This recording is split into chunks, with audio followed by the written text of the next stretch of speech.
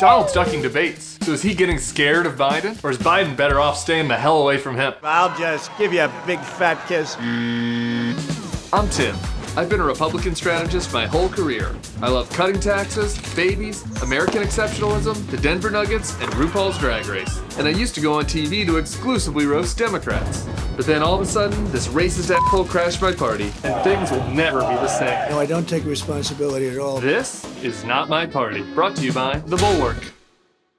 For months, the political pundits were obsessed with this notion that Joe Biden would be too scared to debate Donald Trump. Even Joe's own supporters said he shouldn't show up. I wouldn't legitimize a conversation with him, nor a debate. And the conservative media reveled in it. Watch these jokers. 0% chance that he does 3 debates. I put it at 90% he's not going to debate. Imagine Biden spending 6 hours on stage with Donald Trump trading jabs on live television. He can't do that, so he's not going to do that. Ha! Turns out they were all wrong.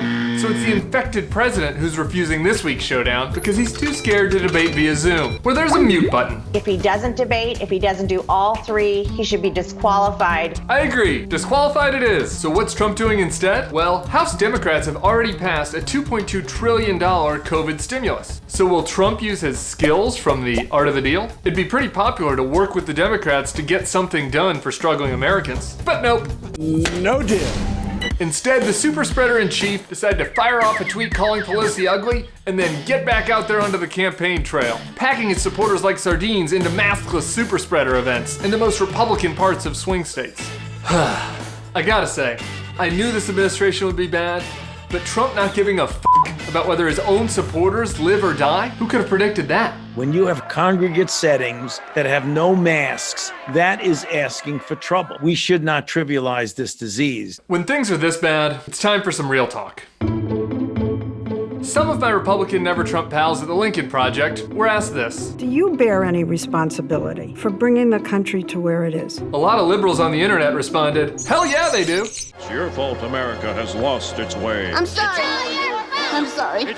And while they might be annoying, they have a point. Being real, I did play a small part in getting us here. And a big reason why I'm doing what I'm doing is to try for some atonement. So while I did try to nudge the party to the middle, being an openly gay staffer at the RNC, working for moderate candidates in presidential primaries, I also compartmentalized the problematic parts of the party. I knew my candidates had to pander to the far right, to the nativists. And I participated in that, because I thought this is just a game that I was trying to win. I never thought our collective actions would result in a Frankenstein as ugly and gross as Donald Trump. But they did.